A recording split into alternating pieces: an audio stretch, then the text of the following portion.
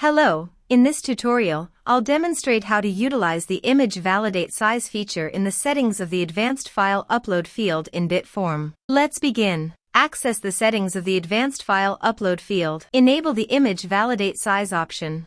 Next, click on the Edit Options button. You can specify the minimum and maximum width for images that can be uploaded.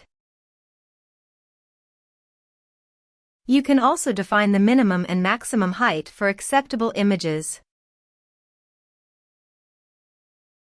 Additionally, you have the option to set custom error messages.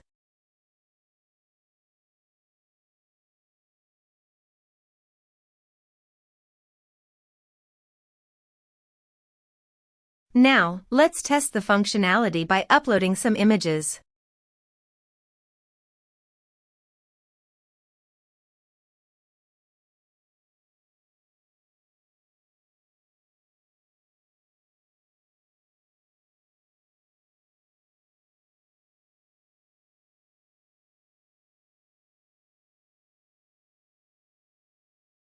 That's all for this tutorial. See you in the next video. Thank you for watching this video.